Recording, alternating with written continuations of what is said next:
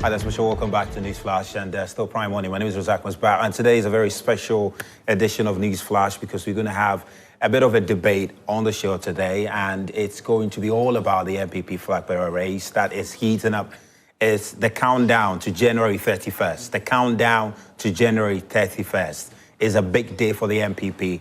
Who becomes the new leader of the NPP? Who gets to lead the NPP into the 2028 January elections? That is the big conversation we are going to be having today on the show. And of course, we know Dr. Mahmoud Bawumia has been touring several constituencies across the country. He's been to the Ashanti region. He's been to the Eastern region. He was in the Central region earlier this week. And now he is in the Greater Accra region doing his very best to rally delegates to ensure that he gets the votes to lead the party again come 2028. But of course, his closest contender has been Mr. Agyapong. Mr. Agyapong. That has been his closest contender. And he also very busy, touring the entire country. He spent some time in the Ashanti region. He spent some time in the Eastern region. He's been, Mr. Kennedy Agyapong, I beg your pardon, he's been to some parts of the Western region. He's been to the Central region. Earlier this week, the last time we heard from him, he was in the United Kingdom, engaging delegates in the United Kingdom and rallying them to give him the support. It's been a heated contest so far, but not just these two people, though. Engineer Kwabena Agyapong is also in the mix. He started his campaign. He's been trying to make a case for himself. Likewise, Dr. Edichum is also on the campaign trail, trying to creep up the party base to support him. So it's a keenly contested race at the moment, but looking more like a two-horse race. And so today we're going to have that debate. Musa Dankwa has released his latest poll on who is leading in the NPP race.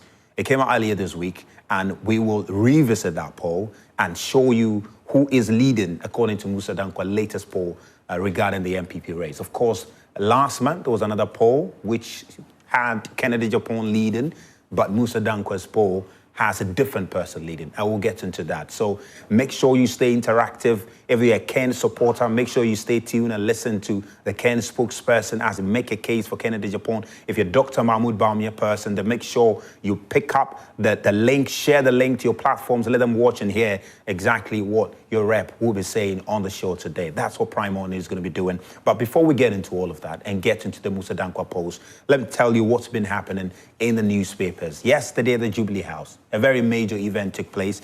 It was the swearing in of 20 appeals court judges. And one of them who was elevated is the Domahine himself, Nanaji Mambedu. He was a high court judge and was part of the 20 judges, justices who were elevated. So on the Chronicle newspaper, you see that leading, and Domahine himself spoke about the Galamsey issue, and he says that Galamsey is going down. No need for state of emergency. That's according to Domahine. And of course, this has ruffled some feathers. People are not particularly happy about that. We saw the news report, what's happening in the black voter, so quite concerning there. But you also have KGL Foundation Soccer Tournament on juvenile talent on the Chronicle newspaper. Then in KCM Chiefs, grateful to Mahama and AI and all for granting community mining request. And Mahama targets sweeping judicial reforms is also dominating the headlines on the Chronicle newspaper. Then you go to the Inside newspaper. It has also got Julius Deborah urges media to back government's 24-hour economy. The Inside newspaper. Then also, ex-AG Godfrey Dami dodges CID summons over Japa petition. We understand yesterday he was expected to appear before the CID, but it does appear that he was nowhere to be found. Seems to be the impression that's been created by the newspaper. Then also, VIP hails Mahama's Ejumawara program. Yesterday was launched and says it's a catalyst for economic transformation. It was a major event yesterday, Ejumawara program that was launched yesterday. And the Deputy Transport Minister vows to restore Metro Mass 24-hour operations on the Inside newspaper. Then the publisher has also got President Akufo-Addo's image. President Akufo-Addo has been speaking, and he said Africa's 1 trillion debt unjust. That's according to former President Akufo-Addo. And then Mahama petitioned to remove Justice Kolendi. Yeah, the Supreme Court judge. Interesting.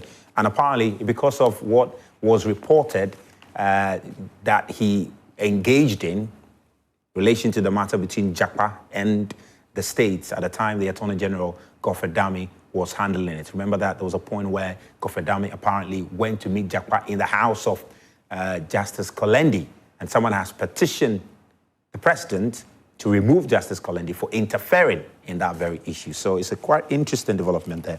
So that's on the publisher, the Ghanaian publisher. The Daily Graphic has got Daily Graphic, the nation's trusted voice, chief of staff. I understand the Daily Graphic is 70 years now. 70 years, 75 years, understand, 75 years. It's been 75 years that the Daily Graphic has been existing. Of course, even before Ghana gained independence, it was in circulation, bringing Ghanaians up to speed on what's been happening. It's been 75 years of the Daily Graphic, very, very inspirational. And the chief of staff was there at the event when they were launching it. Then Energy Ministry pushes for open bidding for power generation, and cocoa prices up again. And of course, we saw that development from the finance minister. We understand that some 400 Ghana cedis, 400 Ghana cedis is what has been added to the current cocoa producer price. So farmers are going to get a little more cash for themselves there. So that is also there. Then interestingly, when you go to my Joe Online, you find President Akufo-Addo also speaking, and he says that the debt exchange program was one of his darkest hour. Darkest hour. That's according to the president. You can go to my Joe Online and see that story. He said it was one of his darkest hour, one of his most challenging moments. And he also says that it indeed puts Ghanaians through so much pain, so much pain. And the president seems to be making some concessions about some challenges that he had while being in power. And it's interesting to see all of that unfolding now. So those are some of the headlines in the major newspapers, and we'll be getting into more of those ones. But if you may just indulge me, the publisher newspaper, which has to do with Justice Kolendi being petitioned, President Mahama being petitioned to remove Justice Kolendi. Let me just give you a bit of insight into what that story is all about. It says a Ghanaian citizen, Daniel Mafu Oforiatta, has formally petitioned President John Dramani Mahama to remove Supreme Court Judge Justice Emmanuel Leone Kolendi from office over allegations of misconduct and conflict of interest in the ongoing ambulance procurement trial involving Finance Minister Dr. KCL Atoforson. The petitioner alleges that Justice Kolendi, though not sitting on the trial, has improperly involved himself in the proceedings of the High Court case. So fundamentally, that's what it's all about. I'm not sure how this is going to unfold, but we'll see whether the president will receive the petition, whether the president will act upon the petition, and what the outcome of this will be is something that we'll see how it all unfolds, all right? So basically, that's a major development there relating to, the Supreme Court judge over there. But now, I want us to get into the, the polls now, and get into the polls by Musa Dankwa. What did the polls say? Because the last time he released a poll on the NPP Flagbearership Race was in August. We got to see, we had a sense of what the NPP delegates were saying as to who they want to lead the party. The last time also he did it, we saw in July. He also released another poll. And for the last 3 polls he's released, there's been a consistent candidate. There's been one candidate who's been leading all the polls, and that is very fascinating. So we're going to get into it a bit shortly now, all right? So stay with me. We'll get to the slides on the screen very shortly. But as I said, we have a big debate coming up on the show, and we are looking forward to it. So this is the Musa Dankwa poll. Maybe I might have to take this a bit on the side. I hope that's fine. Great. So this is the Musa Dankwa poll, all right? So this is the methodology. This gives us a sense of how many people he spoke to, gives us a sense of how many of them were NPP delegates, how many of them were general voters, all right? Because he said he spoke to the Ghanaian public, the entire Ghanaian public, and also narrowed it down to NPP delegates. So this is what he says. So he said, as far as NPP delegates are concerned, he spoke to 2,737 NPP delegates, all right?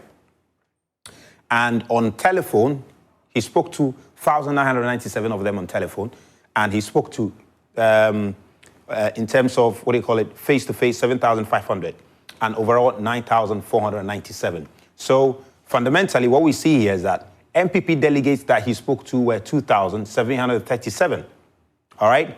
Then, of course, if you deduct that from 9,497, you see the number of people who are not necessarily NPP voters. So the general people, the total number of people he spoke to were 9,497. But of that number, 2,737 were NPP delegates. And this election, come January 31st, is going to be done by NPP delegates. So clearly, the emphasis ought to be on NPP delegates. However, it's also important to speak to the Ghanaian public and get a sense of who Ghanaians are saying they want to lead the party. So that's why you see all of those dynamics, also being included in this analysis. So he did it across the 16 regions, 83 constituencies also is what he did. And then you see his method, random probability sampling. He has a 99% confidence level. He's got a margin of error of minus or plus 2.4% over there, all right? And in terms of the duration, periods of interviews, 22nd to 28th, 15th to 18th, and 19th September, all of that. So basically, this is how he conducted his poll, the number of people he spoke to, the method he used, and all of that helps you to understand the outcome of the polls, all right? Now, let's go to the next one. And the next one, we're going to look at the general public, all right? The entire Ghanaian public that he engaged, what they said. Remember, that number was around 9,497 people. And this is what they said, the Ghanaian public. This is what they said, that in terms of who they want to lead the party, according to Musa Dankwa's September polls, he said 57.4% of them said Dr. Mahmoud Bawumia, and Agyapong 29.3%, and Dr. Yao Osei-Aduchum 6.0%, and Dr. Bryan 4.6%, and Engineer Kobby Agyapong 3.3%, the entire Ghanaian public. Now, so this is who they want to lead the party. Now, interestingly, though, as I mentioned, he did this poll also in July. So we want to see the changes. When he did it in July and now, who has gained more? Who has reduced? All right, those dynamics. So in July, when he spoke to the Ghanaian public as to who should lead the NPP, in July, Dr. Mahmoud Bawumia had 56%. In September, Dr. Mahmoud Bawumia is doing 57%. So he's had a plus, he's gained 1%. Then Ken Agyapong, big leap for Ken Agyapong, because in July, Ken was doing 23%. And as of September, he's doing 29%. That's plus 6%. And a significant leap. All right, that's significant. And if you want to, if he continues on this trajectory, the come January 31st, you'll see him closing in heavily on Dr. Bawumia based on the Musa Dankwa polls. Of course, Dr. Yao Osei-Aduchum also lost a bit. July, he was around 9%. Now he's at 6%. He's lost some 3% votes there, according to Musa Dankwa. Then Bryan 3%. He's also gotten some plus 2% because he's now been able to make up some 5% there. The Kobby Agyapong also from 1% to 3%. So the more you intensify your campaign, it does appear that the more you are gaining some grounds. So you don't have to be sitting and relaxing and maybe engaging people just from your hotel or wherever, but you need to get on the grounds. So fundamentally, that's that. The Musa Dankwa said he spoke to in excess of 2,500, NPP delegates to get a sense of who they want to lead the party. And this is it. Who is their party according to the NPP delegate? Now, 46% said they want Dr. Bawumia to lead it. Then 17%, Ken Agyapong 3%, Dr. Bryan 1%, 4%, not disclosed, and 27% undecided. 27% undecided, and this is significant. So if you take not disclosed plus undecided, you add this, you're doing about 31% of people who are yet to decide. And that is significant. Extremely significant. For instance, say those who are yet to decide and who decided not to disclose. If you take that 31% and, for instance, add it to Ken, 31% plus 17%, Ken is doing about 48%, and that will be more than Dr. Mahmoud Bawumia. You get that? Or if you add it to Dr. Bryan Agyapong, of course, it raises him up a bit.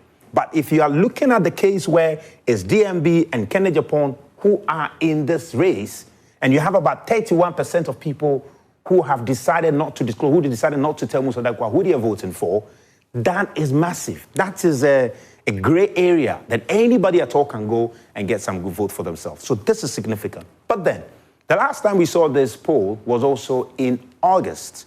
In August, Musa Dankwa did this So what is the difference? Who is gaining and who is losing? Between last month and now, who is gaining and who's losing? Look at Dr. Mahmoud Bawumia here. 52% as in August. And in September, 47%. How much has he lost? 5%. In 1 month, Dr. Bawumia has lost about 5% of the votes, according to Musa Dankwa. And again, if this trajectory continues, he loses 5% in September, loses 5% in October, that is concerning.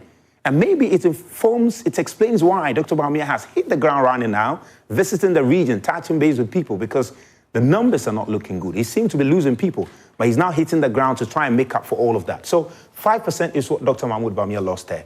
Then Dr. Bryan Agyapong, no changes, 3%. And Dr. Yao Soyedichum, no changes there.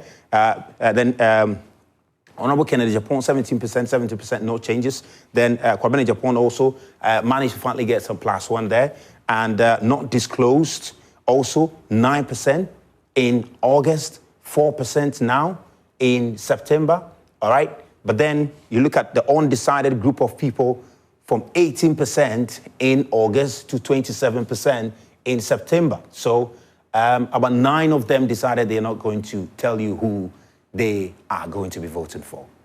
And the point is this, I feel, okay, anyway, let me just leave that point out. But these are interesting dynamics, really interesting dynamics. The changes, who's gaining, who's losing, where are the votes going to, and all these numbers are very important. And I'm sure all the political candidates, aspirants, are looking into this very closely, okay?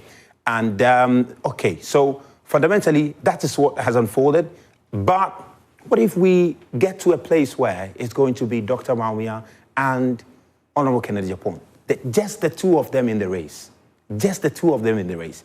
According to the over 2,500 delegates that Musa Dankwa spoke to, if you have Kennedy Agyapong and Dr. Bawumia in the race alone, it says Dr. Bawumia get 49%, Kennedy Agyapong get 20%. But of the people he spoke to, 5% said they're not going to tell him who they're going to vote for, and 26% said they are still undecided. And that adds up to about 31% of people who says, we are not going to tell you who we are voting for. 31% of people, and that is significant. Just imagine,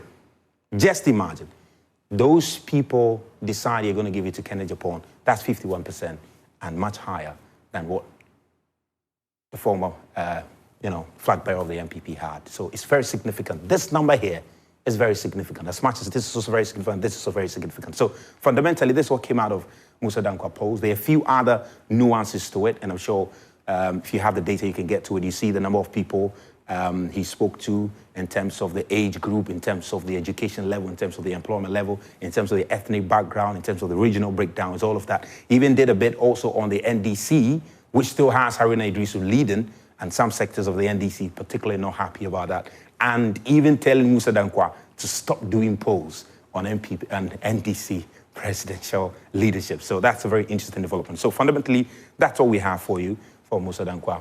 And we're going to get into it. Lawyer Amoah has joined us. He's a spokesperson for the Dr. Kennedy Agyapong, and he's part of the communications team. And he's joined us. And of course, we're also going to have another person from the Dr. Bawumia camp very shortly. But Council is here. Council, good morning. Good to have you. Good morning. I hope you're well. I'm doing great. I'm not a spokesperson. Yeah, you're part of the communication. The spokesperson is my brother, Kwesi. Yeah, Kwesi Kwarteng. You're part of the communication team. That's very understandable. I hope you're well, though. I'm doing great. Before we get into the, what do you call it, the Musa Dankwa post, etc., I'm just want to get your thoughts on this. I'm sure you've heard it. Victor Smith, Ambassador Victor Smith, first of all, told the NDC aspirants to calm down, focus on their job. Then we had Ben Doche Malo, the diplomat, of course, appears to be leaning towards the NDC, telling Musa Dankwa to stop these polls. And Musa Dankwa came on Facebook, says, no, nobody's going to tell him to stop doing his job. Nobody's going to stop him from doing his job, though. But what do you make about this? It seems to be people are feeling a bit uncomfortable about the polls and where the leadership of the NDC is going to. Truth is, polls can be very unsettling. See, for every political, like in every political organization, when people start throwing in polls, and especially for aspirants, who one may not understand how scientific polls work, and also two, you know, a lot of people may also not understand how polls work. So once maybe there's a first poll, this is how many years to their primaries? Yeah, about 3 years from now. 2-3 years to their primaries. So and now people now start having a sense of signal that maybe their candidates may not be strong enough. Also, whether you like it or not, sometimes polls may shake public opinion. So it can be very unsettling, especially for a government which is still in its infancy. Yeah. And I understand why people will be unsettled. But for the candidates, though, I mean, for any of them who is interested in the race, these kind of polls tells you what you should start doing from now. It gives you a sense of, okay, I think I need to start, getting my act together, because this whole belief that, yeah, I have an ambition and when it's time I'll get to the grounds. You need to start doing some work on the grounds now. And it explains why strategically some are using Keep Fit to do it, some are using Thank You Tour to do it, others are using their own strategies. So then it also starts stabilizing the government. Yeah. Because now everything will be seen from the lens of the next primary. And it's something that governments always try to guard against, especially in the lame duck period of a president who is outgoing. It can be very unsettling. But you see, truth is, sometimes, especially in this, I won't even say in this part of the world, but sometimes, as we say, as the polls are shaping public opinion, it may sometimes also shape even how someone is able to launch his campaign. Sometimes, for instance, you want to support a candidate for an election, maybe financially or like with your support. Then right from the beginning, the poll tells you that this guy is getting 1%. It may make you slow down. So it may also have an effect on even shaping the election. Because sometimes once the first poll comes and a candidate is polling 1%, you may want to slow down, because truth is people will mostly want to associate with the winning candidate. So I get how and why they will be worried, because it truly has the potential to actually, I won't say destabilize governments, but make governments lose its focus. Especially looking at the people who are polled, who are being polled. There's a vice president, there's an education minister. In fact, Musadanqua hasn't included the vice president in it yet. Initially, the vice president was there. I don't know why the very first one, but the subsequent ones, he said when she got ill, he decided to take her out of the polls, and he's not just focusing on Haruna Idrisu, Asedi Nketia, Julius Deborah. I think at the point he brought Samuel Okuchito Ablakwa in the mix also. So yeah, I mean, especially this particular one he did in September, he didn't have the vice president. And interestingly also, you have the education minister, Haruna Idrisu, and the last engagement that he had with the vice president, when the vice president visited his ministry, literally supporting the vice president to become part of the politics. Yeah, really. I'm not saying we should not believe him for that, but I think it's all part of the politics. Really, you think? It's all part of the. Oh wow. So I think it's all part of the politics. Haruna knows his game. I've interacted with him just once, but I realize he knows his game. So, and as I'm saying, imagine you go to a cabinet meeting, and a decision is being taken about a very big project, the Ministry of Education, where people think that this is good for governance, but may end up projecting the Ministry of Education. If indeed it's true that these people are actually going to run, how is it the chief of staff to the president is in the meeting? Will you try to sabotage it because of his ambition? National chairman, even though constitutionally is not a member of cabinet, by convention from various governments, they sit in government. They have the people in government. Atuforsen, who is a finance minister, who may have to release the funds for this to go on, is also being polled. So there are lots of dynamics in there which may easily affect governments. But to some extent, don't you think it might also encourage, productivity among these people? Because if you know that a lot of the people are going to, based on the work you did in your ministry, to, for instance, lean towards you or otherwise, then you want to do a lot more work in your ministry. So at the end of the day, you can use it as reference points. So when I was here, this is what I did. I did this, I did this, I did this. That's a good dimension. As I said, it has various dynamics. And I think it was similar to what happened to the NPP. There are various dynamics in there. But, I mean, people are looking at it from different lenses. While some people are looking at it to be encouraged, while some people will actually go to interrogate the data, some people also think that means you will never be a serious candidate in this election. And others will say, okay, now you are polling higher than me. How do I outshine you? But in government, the goal is to serve the people, not for one minister to outshine another minister. And the president is so the focus too. The president is the focus. The people are the focus.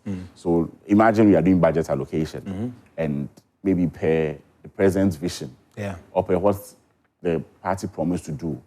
Maybe education is not much on the front burner. Let's say health is on the front burner, but the education minister wants to make a mark. He wants to be seen. So there may be some tussle to project education over others, even though that may not be ideal for the overall plan of the government. So all these other little interests will be derailing things. And I now think people see you and say, "Oh, this is my threat. How do I outshine him?" You know. So I mean, the chief of staff ordinarily are not front facing. They are not front facing. Chief of staff will do majority of the heavy lifting, but they are not front facing. You don't see them, speaking. No, not speaking, because the ministers do. They report to them. They make sure that the government is running. But now you see a chief of staff who is always and smartly doing it through Keep Fit. Or you can't say Keep Fit, you should stop Keep Fit. No, he does Keep Fit. He donates. People speak through their speeches, realize they are subtle endorsements here and there. So, yes. I think the NDC election is going to be an interesting one because the dynamics are fascinating. Just because you're a lawyer, though, there was an item in the, I believe, the, what do you call it? The Chronicle newspaper. And I hope I can have the Chronicle newspaper here, which had to do with the appointments of some 20 judges to the appeals court. All right. Court of Appeal. All right. If we just want a bit of education on that. What does this mean? What does this mean? And often, what is the So that's it. That's the Mahini. We understand. Him, alongside 20 other people that were raised. And Mahama is looking to do some judicial reforms. What does it mean, though, if you have 20 people? First of all, educators. What is the process like? How do we get to settle on this one? Can now move to Court of Appeal. What does it come with, though? Yes, I think for Court of Appeal, you need to be 12 years at the bar. At least 12 years at the bar. The president, through the Judicial Council, appoints you. We didn't discuss this early, so if I get mixed up, I'm sorry to my viewers. As a lawyer, mostly you have to prepare before. But if the president, I know the president and the Judicial Council are part of the appointment process. You need to be 12 years at the bar. Mostly, a lot of them may come from the High Court. Some may come from private practice. And it's all part of the prerogative of the president. But how important is that Court of Appeal? How important is it? It's the second highest court, and it's a court that has appellate jurisdiction. So with all our cases, that's criminal and civil cases from the High Court, they all move to the Court of Appeal. I mean, except in few instances like high treason. But yes, almost everything moves to the Court of Appeal. From circuit courts, when civil, move straight to the Court of Appeal. So it's a very important part of our justice delivery process. And I don't frown. I don't think that there should be more. I believe that there should actually be more judges in Ghana. Because our courts are, if you look at the backlog of cases that we have in our courts are very choked. So when there are more judges, we're able to deliver justice effectively. So I don't have a challenge with that. However, how the court structure works. The structure has been such that now, even when a lot of Court of Appeal people become Court of Appeal judges, they still stay in the High Court or they are sent to the High Court as additional High Court judges. Which, yes, by law can be done. But I believe that if they are there for Court of Appeal, we should make sure that we're able to position them or station them. But there are not many cases that go to the Court of Appeal, isn't it? There are so many cases that go to the Court of Appeal, but many more go to the High Court. So if the need is at the High Court, I know a lot of people who have been appointed Court of Appeal judges who are still in the High Courts, acting as additional High Court judge. I mean, by law, you're able to do it. But as I'm saying, I don't think that it helps if you are appointing someone for the High Court, appointing people for the High Court. I think that we should be able to structure our justice delivery in such a way that we can do more cases. I know that there are few, I don't know if it's just identified, there was a pilot program where some courts sit in the morning, in the afternoons. So we have 2 judges using the same courtroom. And I think that once we are getting more judges, that is one thing that we should consider on a wholesale basis. I must say that sometimes it's very uncomfortable for the lawyers because going to court in the afternoon is not easy. Well, great. Thank you very much, lawyer, for that education. So fundamentally, that's it. We'll wait to see. Congratulations to all the justice who elevated. Of course, Doma Hene. All the cameras on him yesterday. All the cameras on him, and he got to say a few words about Galamsey, and he says, well, we don't need states of emergencies now, and he believes that Galamsey is going down, etc. Anyway, let's get into our conversation on the NPP Flagbearer race now. And of course, we went through the data, the polling, and exactly what the voters are saying about it. We've got two lawyers, of course. Kwesi Boche is also here. He is with the Bawumia team, part of the communications team of Bawumia. And of course, lawyer Amoah is also here, part of the communications team of Agyapong. So we're going to get into it now. So Kwesi, good to have you. I hope you're well. How about you? I'm good. Good to have you, all of you. Well, I'm sure. Let's just start with the, what do you call it, guys? Let me have the first of all what the general public have been saying. Let me just start with what the general public have been saying. I'm sure you've gone through the polls. You probably have seen the data, etc. But great. This is very important. Let me start with Amoah. I mean, what's the first reaction? My brother just said, let him have the first one. I mean, I'll be speaking on the show. All right, great. But that's fair. But he seemed to have given. Okay, I'm sure you've seen this, right? You've seen Musa Danko's latest poll in September on what the general public. All right, this is the general public. In excess of 9,000 people he spoke to, general public, and this is what they are saying. If you look at the changes in July, this were the results, and in September, this is the result. And in terms of the changes, is what you see over there. So first of all, though, quickly, what are your thoughts on this? Good the morning. candidates seem to be in the lead. Good morning to you. Good morning to my colleague, Kobby. Good morning to everybody watching us. In fact, we are not in normal times as a party. Let me start by saying that. And also, we are not in normal times as a country. And so I was expecting that, Joy Prime deciding to give us this opportunity, would use it to discuss matters affecting the lives and livelihoods of over the 30 million population, we have in this country. But we've rather decided to use it to discuss the NPP internal elections. But I mean, that's fine. Yeah. On my way here, I was watching your editorial. I disagree with a few things you said. You mentioned that if the undisclosed and undecided decide to give it to Honorable Kennedy Agyapong or Bryan Agyapong, that's going to be a worrying situation for Dr. Bawumia. That's true. But why didn't you also add that if the undisclosed and the undecided decide to give it to Dr. Bawumia? You didn't mention that. You mentioned that in about twice or so.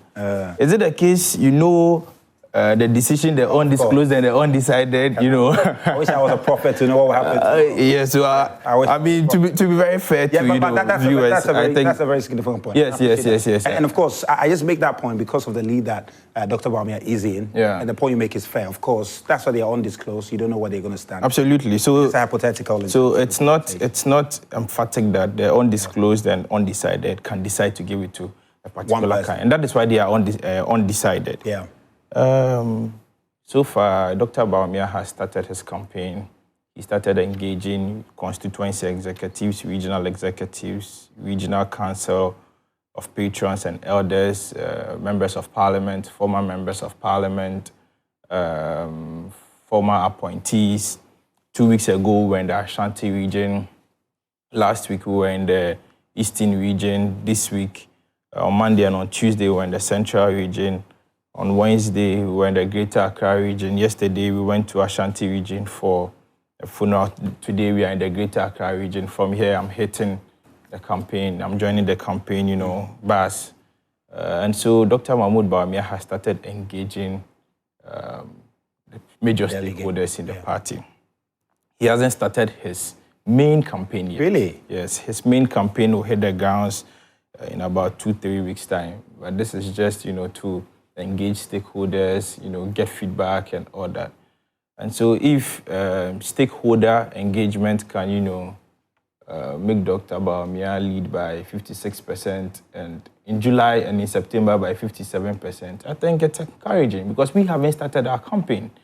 I'm aware other candidates have started their campaign. They visited about 4 regions. If you hear the message from some of the MPs and individuals who are following Dr. Bawumia and what they've been saying, I'm surprised you don't describe that as campaigning.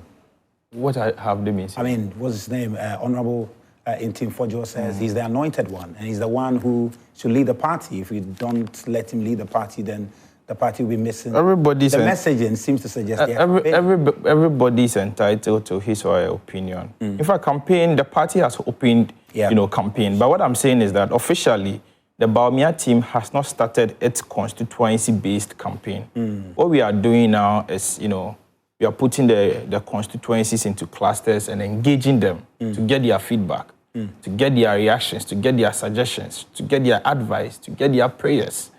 And that is what we are doing now. But we have not started our constituency-based campaign yet. When we went to the Eastern region, Eastern region had 24 MPs after the 2024 elections. And unfortunately, one of them passed away. My very good brother, Ernest Kumi, may his soul rest in peace.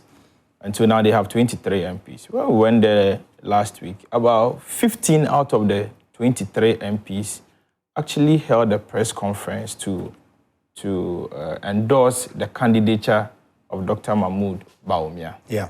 And so clearly, if you're on the ground, I am on the ground, like I've just mentioned to you. I've been on the ground in the last 2 weeks. This morning, I'm actually going on the ground. If you look at how I'm dressed, I'm going on the ground. Good?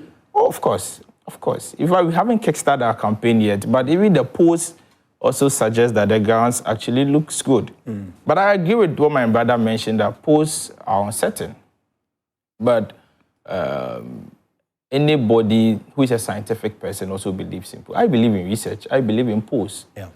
Because I believe as an organization, as an institution, whatever you want to do, it is very important that you invest in research, because that gives you a fair idea and a fair understanding about how people perceive you. And so clearly, you see from the polls that in the percentage difference between Dr. Bawumia and the next person, it's actually quite, wide.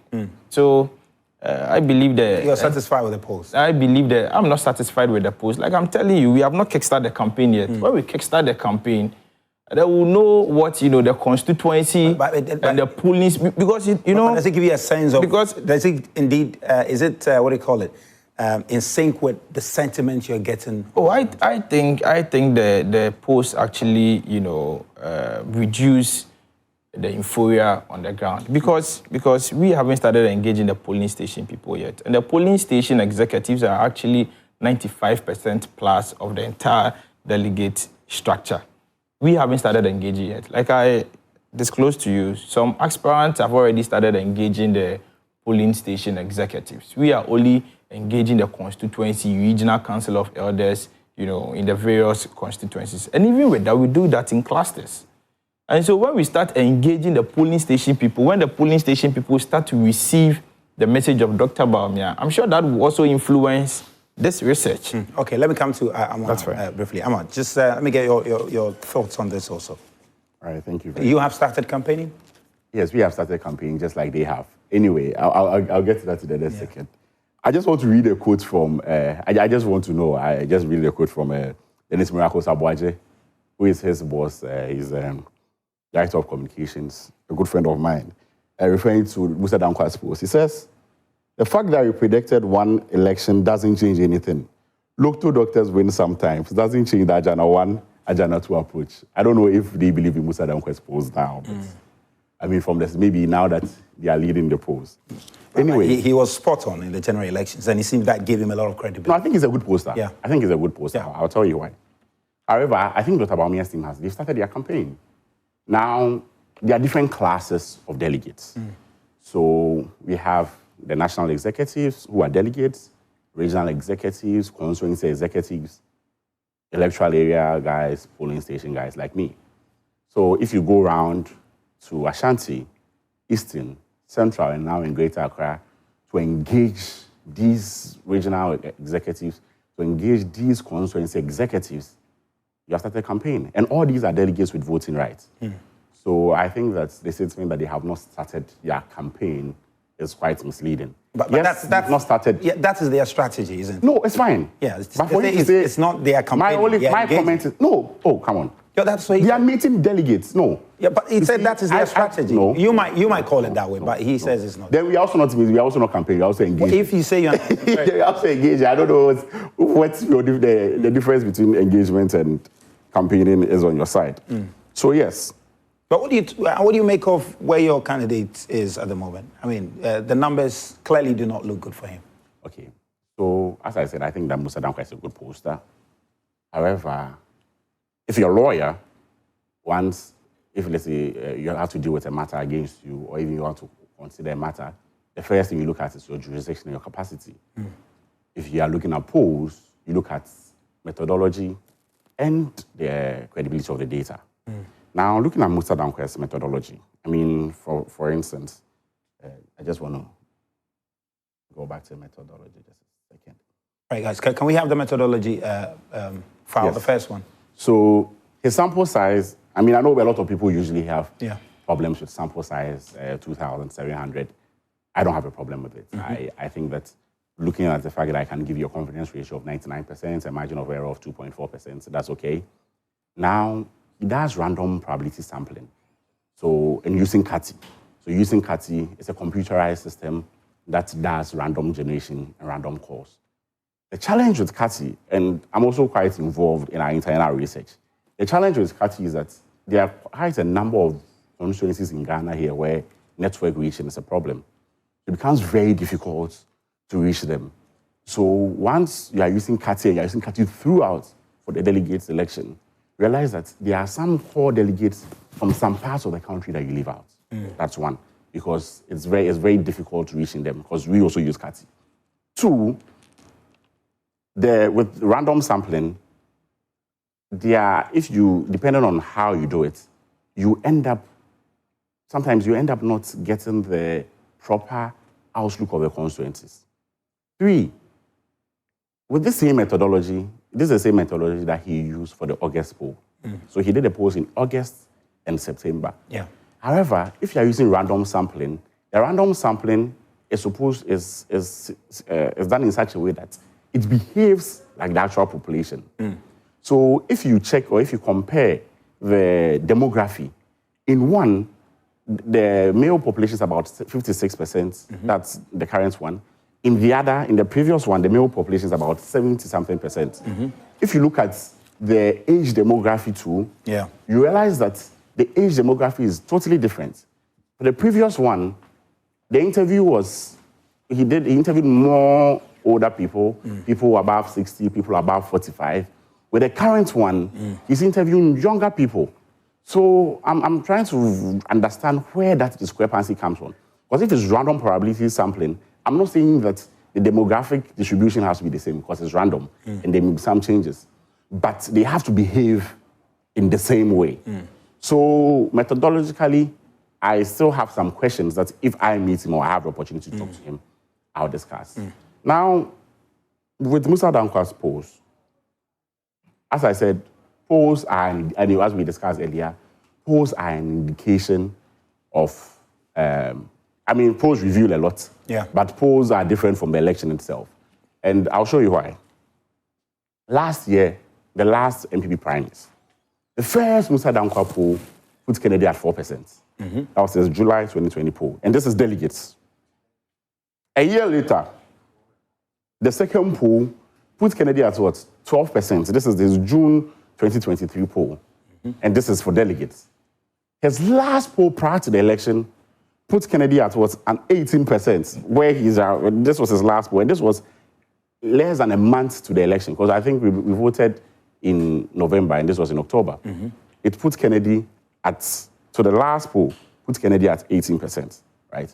So, but what was the result? Kennedy had in excess of 37%. So this shows that Kennedy in the previous polls was appreciating. And even if you had looked at his last poll that I have, I don't know if he conducted another one before the election, that is not on the Global Info Analytics website. It shows that Kennedy was appreciating. So if you had taken the first poll, you'd have thought that nothing was going to happen.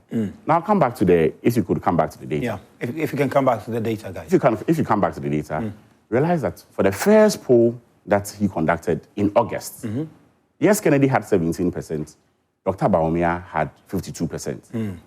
Within a month, the polling numbers, the percentage of, delegates. The NPP, the delegates one, guys. Okay, so let's go to the difference, the changes, right? Yes. So here, good. Last month, August, it was 52%. That 52% has reduced to 47%. So within a space of a month, he's declining in the polls. Kennedy is steady here. Now, yes, he's steady here, but let's look at the decided and undecided votes. The decided and undecided votes make more than a quarter of the delegates. As I said, I'm also involved in our internal polling. And we also record very high undecided rates of delegates. So we try to also do further research to find out what that undecided means. One of them will tell you that, oh, the last time when someone called them and she said she would vote for Kennedy, when they started anything else that they shared in the constituency or all other constituency activities, she was ignored. She didn't take part of. Two, whether you like it or not, there's a lot of intimidation in the system.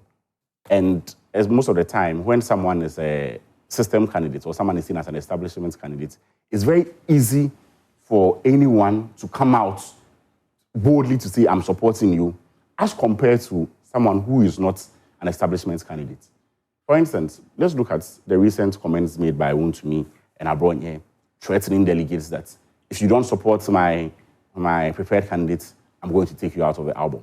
Clearly, and I think it's... But realistically, they can't do that. How is that possible? Why do you think they say that? The people believe it. And you see, there are past instances where during the album process, I think that these things are things of public knowledge. Yes, they are internal issues, but things are public knowledge. Where during the rebuilding process, there's been so many discrepancies about who is actually supposed to be in the album. There were elections that were held at 1 a.m. People don't hear by the time you realize you have been removed as a delegate. So there are so many, people are hunted by these past scars. So if you threaten someone that, hey, if you don't support my preferred candidate, I'll take you out of the album, this person knows that you have done this before. Even if it's not possible now, that scar is still there. Yeah, because now so it's clear who gets to be on the album. Yes. I mean, that has been spelled out. So. True. But even on this album, you know that right after our election, we are going to start our rebuilding process. People still want to remain on the album. So if there's that threat that I'll take you out for the album, even after the election, people are still wary of that threat. Whether the album is, yes, they can't be taken off now, but after the election. So some people are still wary of that threat. So you think that's why they decided not to disclose? So it's part of the reason. Let me show you something. Where Dr. Bawumia's votes, his percentage in August was 52%, reduced by 5%. Where did the 5% go? Maybe they decided not to tell. So now they move from we are for Bawumia to undecided. So even if they've not said, let's go check. Yeah. Realize that undecided has increased by 5 percentage points. So these guys have moved from we are for Bawumia to we are undecided. So even if they have not made a choice as of now, they have shifted to the middle. Initially, they were bold to say they are for you, but it shows that the vote its percentage is declining. And from my experience, from what I've seen, from how the interactions have been, I can boldly say that a lot of these undecided people are people who would want to vote for a Kennedy or a Bryan. You see, when people are supporting a system candidate, they are very bold to say who they are voting for. Yes, the polls will say undecided, not disclosed. So a lot of the people, when you interact with them, it's the same. They rather say I'm not decided, or they would say I'm not disclosed, than say who they are voting for. Anyone who supports Dr. Bawumia is very bold about it. But you can also take into consideration the circumstances of the individuals at the time the Muslim was speaking to them. That could also play a factor. Because, for instance, just hypothetical, if one of the delegates possibly is in a mourning moment and you call him, he says, I'm not going to tell you anything. No, I'm not saying that I'm not saying that all those dynamics are not there. No, I'm very, as I said, all those dynamics are there. Yeah. I mean, the truth is, even me, sometimes when you get called, someone pulls, I may not even mind you. But those ones are actually not counted as undecided a lot of times. A lot of times, because I told you, I've been involved in internal polls. A lot of times when you call them and they realize it's polls, they tell you, oh, can you call me back later and all. Those are non-response. They are not really captured in the final data where you are looking at the percentages. So non-response and undecided are different. Some may still go on and tell you undecided. They may be for Dr. Bawumia or another. But I'm telling you that if you look at this poll, you realize that Dr. Bawumia is declining, whilst the others are steady. And this decline is going into the undecided. So now, if I tell you I'm for you today. Tomorrow you come and I tell you I'm undecided. Are you going to take? But what about your candidate? I mean, he's been doing a lot of work on the grounds. You've been doing a lot of work on the grounds. All of us. Nobody should say, oh, yeah, but I'm just focused on your candidate now, though. Yes. Yeah, I mean, you've been doing a lot of work on the ground. We've seen the work you've been doing. He's been on the ground, he's been engaging. And still, based on Musa Danko's data, there's very little increase in your percentage point. And I can tell you for a fact that, you see, I showed you our previous polling numbers.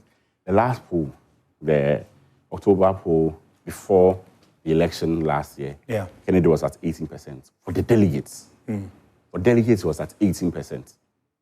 But in the end, he had like 20% more, because a lot of the undecided people moved to his side. You see, as I said, when people are in a position of being an establishment candidate, it's usually more difficult it's easier to come out and say I'm supporting the establishment candidate. It's usually more difficult to say I'm not supporting the establishment candidate. And when people believe that you have your people in power, mind you, if you look at the executives and like some of the things they are doing, like what Amoah is doing, what Wuntumi is doing, do you think that it would be easy for someone who is within Amoah's jurisdiction to come out to say they are supporting Kennedy? They will just keep quiet. But will translate into votes come the election day. Well, let me come to Mr. Butcher now. Kwesi, I mean, you've been jotting some few things down. You want to react to some of the things he said, right? Yeah, to start with. Actually, No, I mean, you've used about 5 minutes of your time to enjoy your coffee, so allow me to speak. Please. I am a grassroots person. I don't stand on live TV to be drinking coffee. I'm a grassroots politician. My brother, Kobby makes the point about Dr. Bawumia being the establishment candidate, the system candidate. Who is the supposed system, or what is the supposed system? What is the establishment? What does it mean? We are in opposition currently. This was exactly their campaign message in 2023, inciting the government against candidate Bawumia. That is exactly what Kobby and his team, are good at doing. But you see, this form of gaslighting and narcissistic political approach is unacceptable. This is an internal contest. You don't gaslight the grassroots. But what do you want me? You don't, please. I was quiet when you were speaking. Want me say that everything has been skewed for you? But are you done? Yeah. Go ahead. Thank you. This form of gaslighting is improper, is distasteful, is unacceptable, and it shouldn't go on.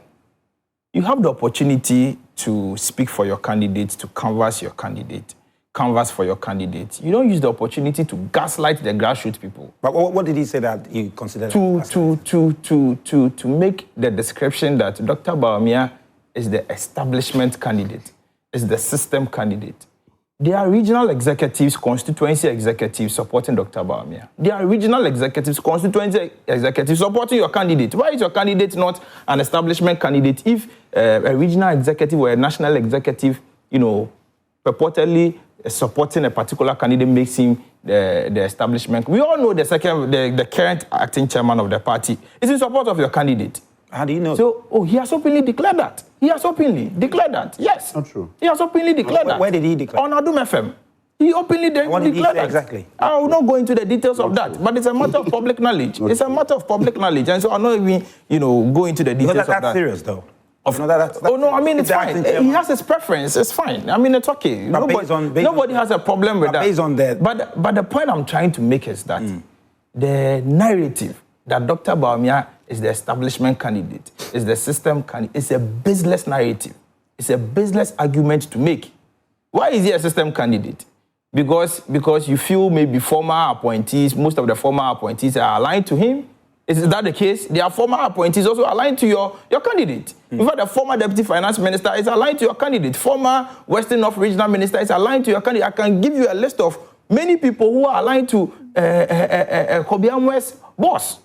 Did your boss, you are an aide to Honorable Agyapong, did he ask you to come here this morning to come and gaslight the grassroots? Is that what he asked you to do? Please, let's not reduce our internal politics to gaslighting, manipulation, and those things. Those things are not proper. Let's not encourage those things. But then he makes a point about the decline in the percentage of your candidate. All right? My brother, like as of July, just make as of August, you had at least 5% of the people being confident disclosing their support for DMB. Then in September, they decided they're not going to disclose. They're going to say anything about whether they support him or not. Are you concerned about that? Like I've clearly mentioned to you, we have not yet kickstart our constituency-based campaign to engage the polling station executives, who are a majority of the, delegates. 95% of our delegates are the polling station executives. As we speak now, Dr. Bawumia has not engaged a single polling station executive. We have not engaged the polling station executives. Once we start engaging them, the polls and the figures and the info on the ground will speak for itself. I am here this morning to tell you why Bawumia. This is Musa Dankwa's job. It's a very good job. He read a post by my very good brother, Miracles Abuaje.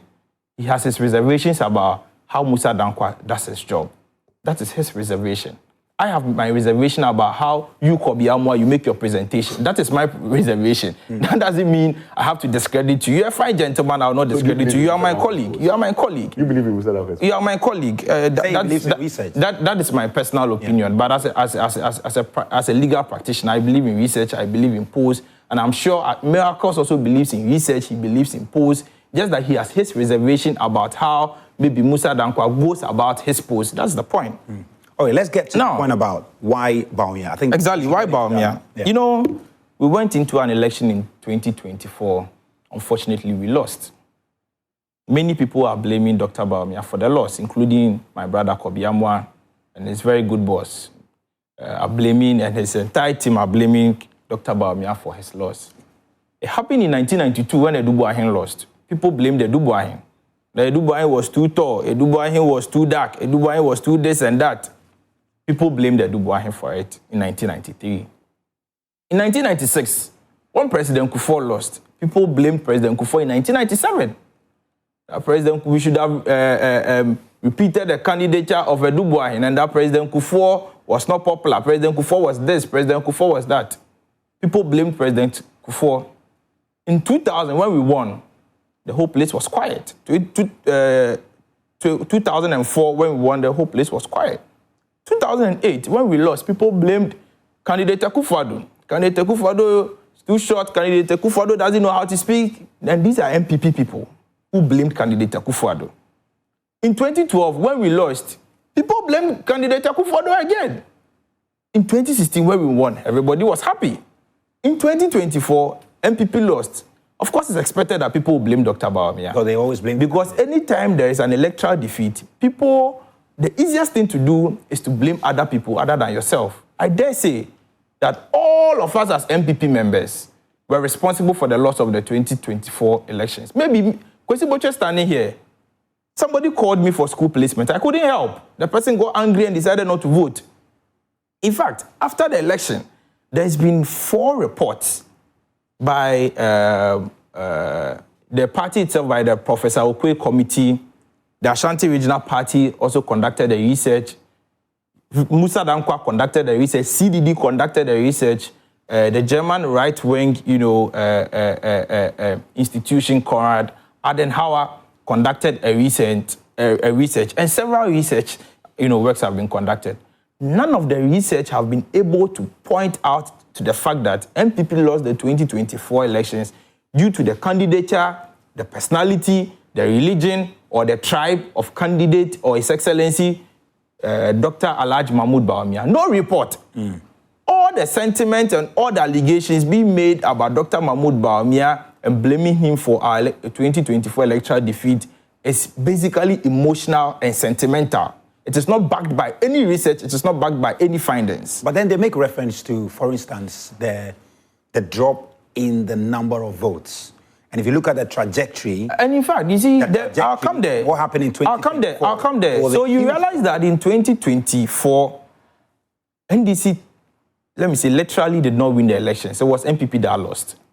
Because 2.1 million people who voted for the NPP in 2020 did not vote for the party in 2024. And the research, that I have mentioned, the research works that I have mentioned, in fact, indicated the reasons why these people decided not to vote.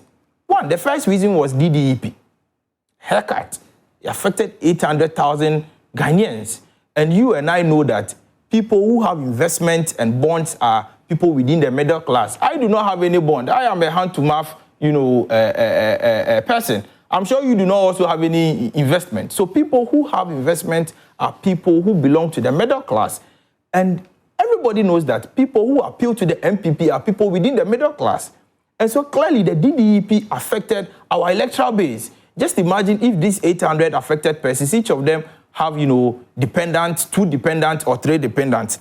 Technically and typically, you know that these people are not going to vote for the party. Again, internal issues between DCs and MPs, PCs and their chairman also, contributed to our loss.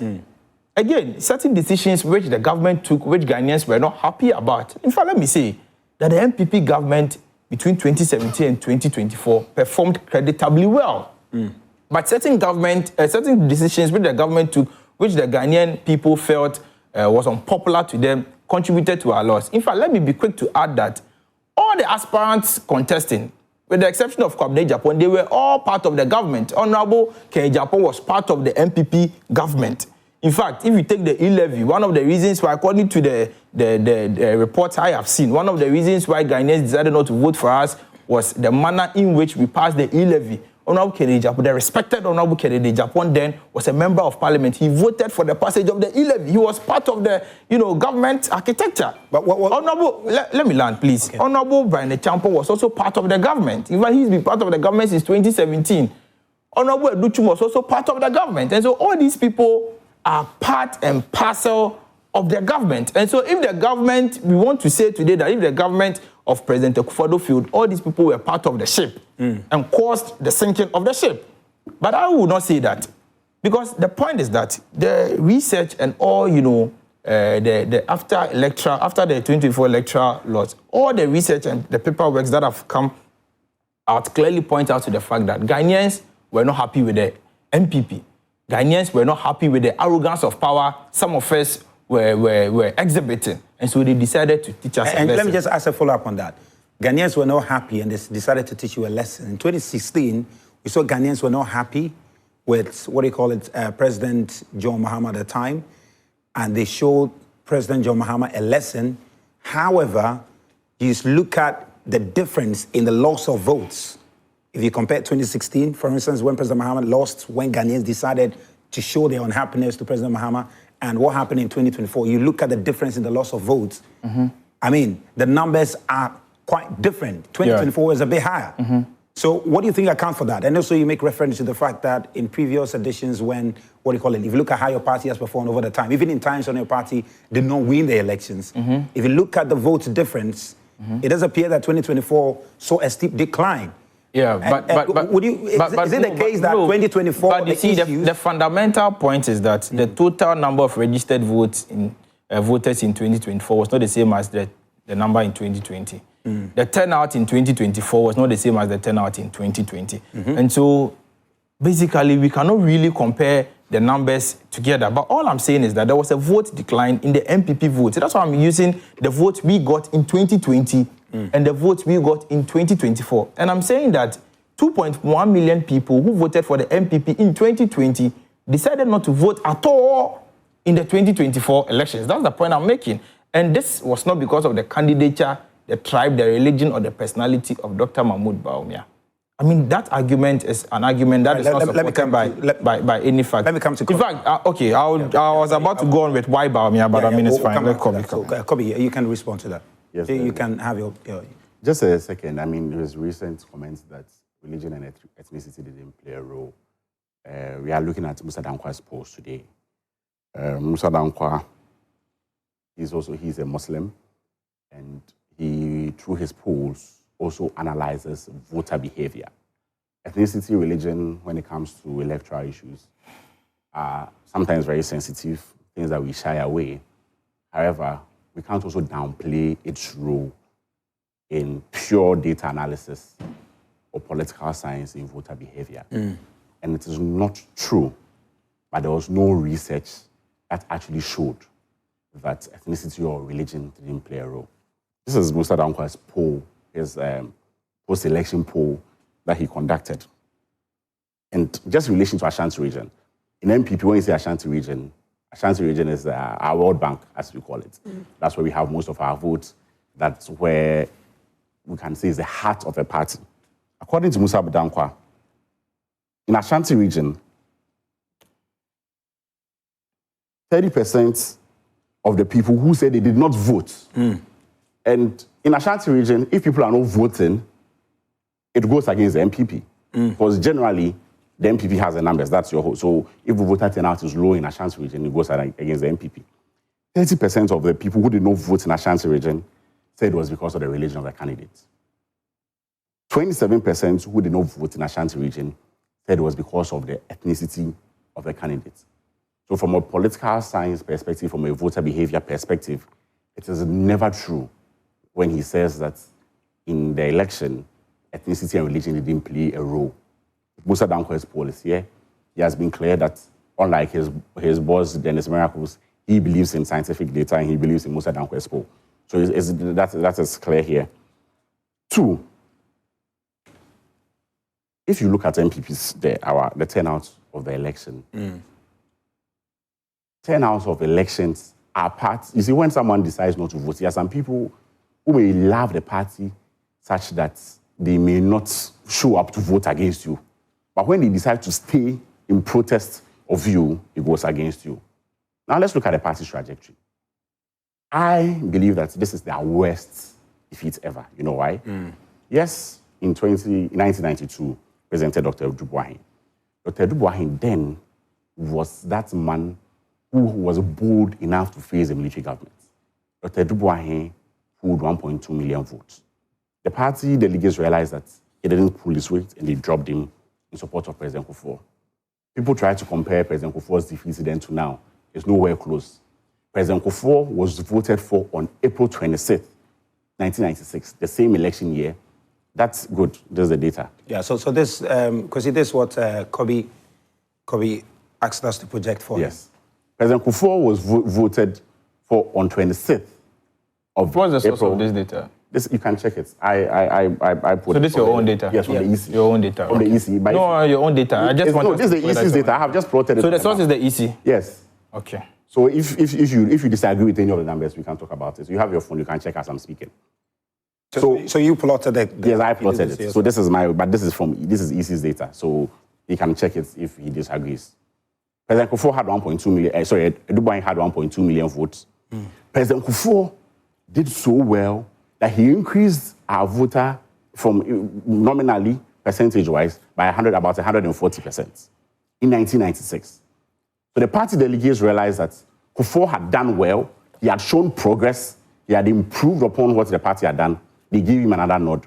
In 2000, he won power for us with 3.6 million votes.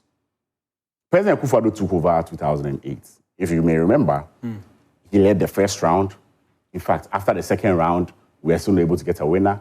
Then we went to the Tyne constituency. In fact, for Tyne constituency, for security reasons, NPP never got there to campaign. After that, he still managed 4.5 million votes, approximately 4.5. 2008, President Kufuor, approximately 4.5. That means Akufo-Addo kept it steady for nothing at all. But if you look at the circumstances in the election, the first time that we had what I call a third round, realize that President Akufo-Addo did well. All right, let's go through so this. We had to repeat him. We can wrap up. Went to the next election, 2012. In 2012, in fact, NPP disputed this election, went to court, through a split decision of 5-4. We lost. But we still realized that Akufo-Addo had pulled his weight, and a lot of us still believe that we won that election. 2016, we won by 5.8 million votes. We came to power. 2020, COVID year, people were afraid of the whole. People were afraid. People with underlying conditions didn't even go to vote. NPP had 6.7 million votes. And NPP was doing well at the time. Of course. The party was doing well. We did voter registration. We added 1.7 million people to our voter roll. Then from there, we selected candidates Baumia, who gave us a historic drop. We dropped from 6.7 to 4.6. We lost 31% of the people who voted for us. If NPP were to be your company, and you had a candidate who has lost 31.3% of the market share, would you replace the person as at the time, your director? inflation was doing around 50%. the economic indicators were So very yes, poor. now he general sentiment- referred to government failure. Yeah, the general sentiment in the country at the He time used the word failure. was Actually. very So low. we refer to government failure. I didn't use the word failure. Please don't said use it my use the word remarkably well. No, I never you also said the use the word government failure. No, I never said the government You left it off Please, that. please, I You never can said play the back that's back, but that's even trivial. 2024. So no, so let me address that. In 2024, there were serious challenges with governments. Yeah. Most of them in relation to the economy. Prior to the election, Dr. Bawumia was the poster boy of the economy. He's the one who was seen as the one to resolve all our all our economic issues that we were facing in 2016. That was why Ghanaians had confidence that we had said we had an economic guru who was going to manage the economy. So when things in relation to the economy were not going well, Ghanaians put the blame on Dr. Bawumia because he was the one who was seen as that poster boy. He is the one who spoke about the fundamentals. He's the one who told us that if the fundamentals are weak, the exchange rate will expose you. He's the one who made a lot of the promises, a lot of the who led the campaign when it came to its economic front with a series of lectures. So when Ghanaians realized the NPP was not doing well in the economy, it was attributed directly to Dr. Bawumia. Two. So in 2020, when the party had 6.7 million, he was still the vice president, he was still managing the economy. And at the time, his work contributed to the party's victory. Is that something you concede to? No, I won't say that yes, of course, his work, everybody, as he claims, is collective. Everybody's work contributes to the party's victory. Yeah, but now, let's look at something. We mentioned the fact that out of the 5 aspirants, 4 of them were in government. Let's look at their different roles in government. There are about 200 state agencies. So if one person is a board chairman of one of the state agencies, as compared to someone who is the second in command in the country, yes, we are apportioning blame. In fact, when we talk about why NPP lost, we are apportioning blame, including all of us, even me, a polling station executive. I wasn't even in government. But maybe even how you even interacted with someone. Yeah, not please, let the person so we vote for can you. just...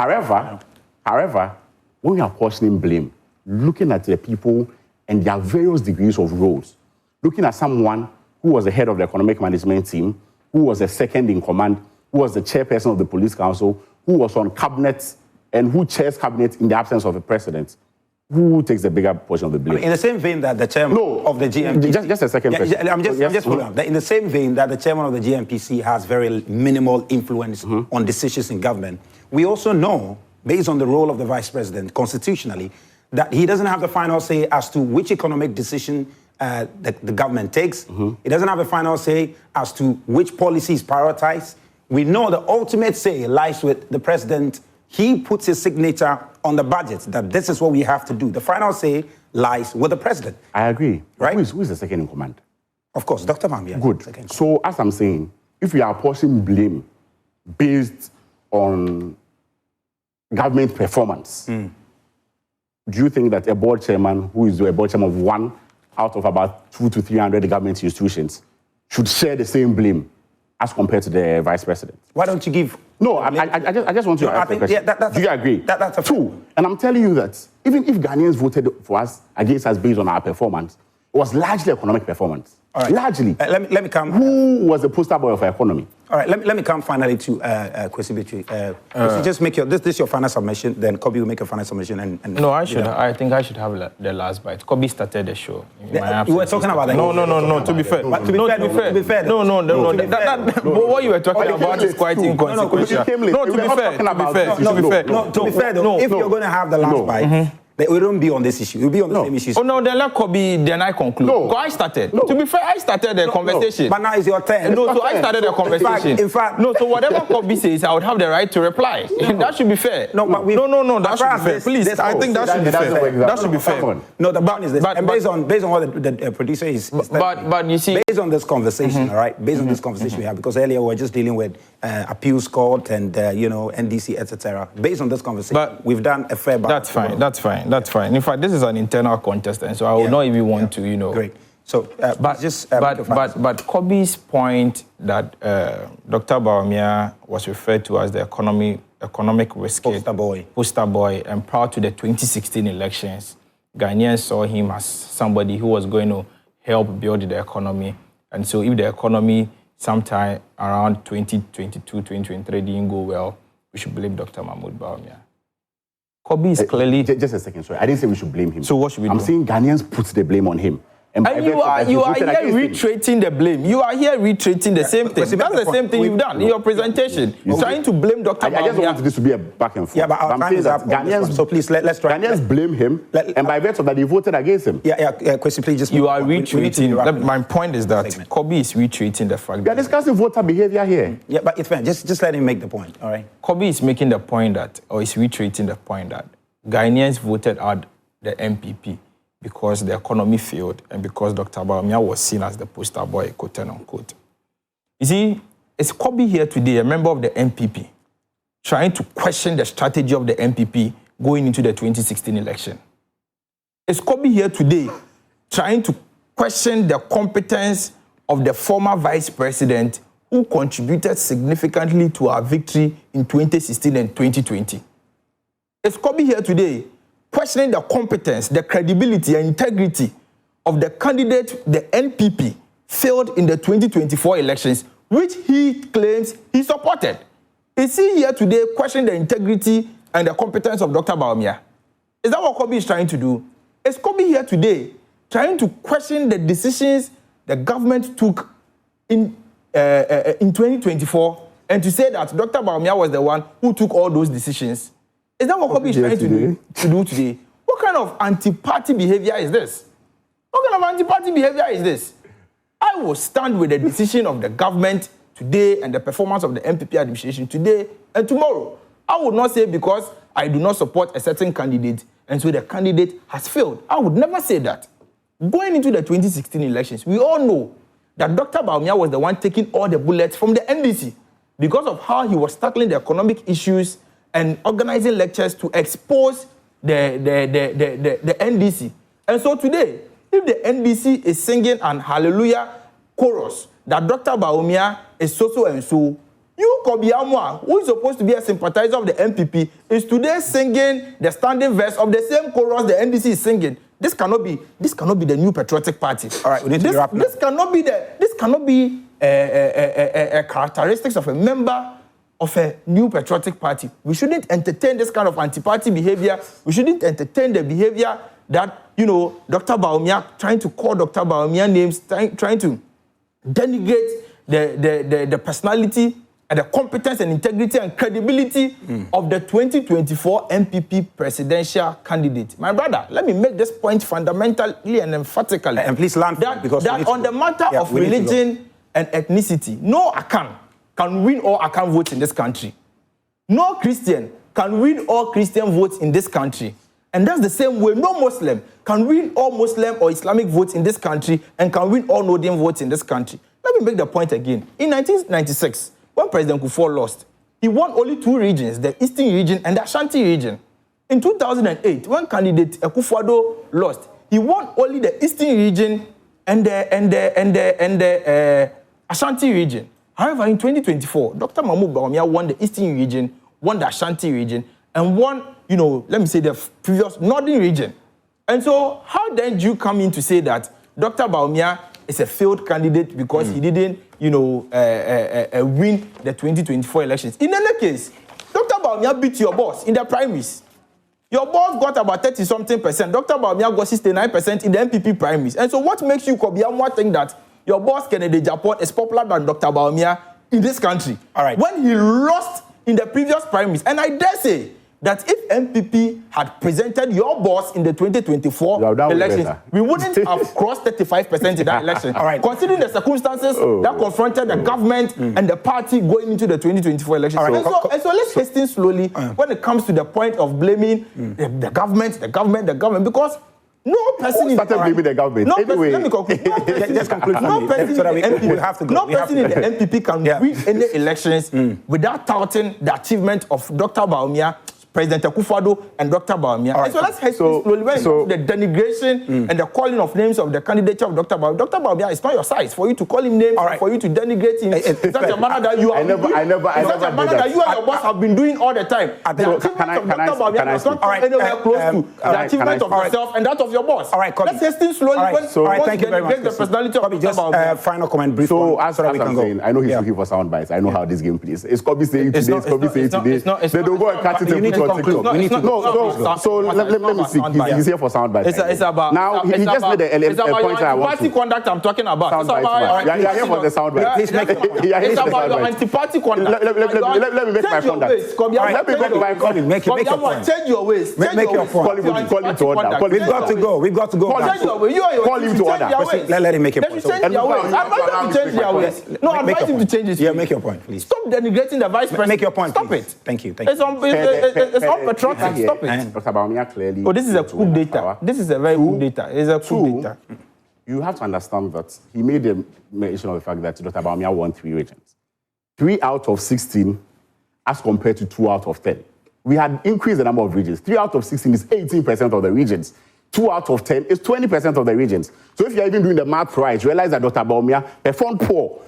He did poorly. 2, what I want to say is that he just tries to performed poorly because of the audio TV stations were TV stations were playing. So, insulting the entire NPP fraternity. You have to allow me to speak. Call him to order. Please. Brought to the elections, join Prime. Please. You guys were playing videos of his boss. Call him to order. We are playing videos of his boss. NDC used your boss as campaign message. Kobby, please. In some communities, NDC didn't have to. Oh, Kobby. NDC didn't have to. Call him to order. Campaign. All they had to do my friend, was to play of your boss. That's what they had to do. You are a gentleman. Dr. Bawumia is a gentleman. So yes, please, just make your point. You see, as I said, he didn't make much of a substance. He wanted to. All he was trying to do is just conclude for me. But as I'm saying, Dr. Bawumia, 3 out of 16 is 18%. 2 out of 10 is 20%. And I didn't say, I'm saying that what is the voter behavior? Ghanaians associated you with something. So if you failed in delivering for them, Ghanaians will say that you failed them, you promised them, and you failed them. And Ghanaians still remember that you are the ones who promised them on all the economic issues. And Ghanaians still remember that even though you promised them and they gave you the mandate, promise. It was the party that promised. But you said that he was a poster boy. You're the one who said he was a poster boy. The party that promised. Anyway, the misbehavior is too much. Anyway, guys, the fact that you are the debate is going to go on, of course. It's just the first of many conversations we're going to have on this Flagbearer race. Kwesi, thank you very much for coming. I really appreciate your time. Kobby, thank you very much. Thank the sound bites, man. Yeah, Thank you for the sound bites. You see. 2 very fine gentlemen from the NPP, and of course, they have a long way to go, and hopefully January 31st will be done. January 31st will be done, so that we can all As we go, if you look at Kobby Amoah's suit on a Friday, clearly tells you guys, he's not going to the police station to campaign. You understand? But he's got work to do. We are all lawyers. Anyway, guys, the show continues. My name is Razak Musbao.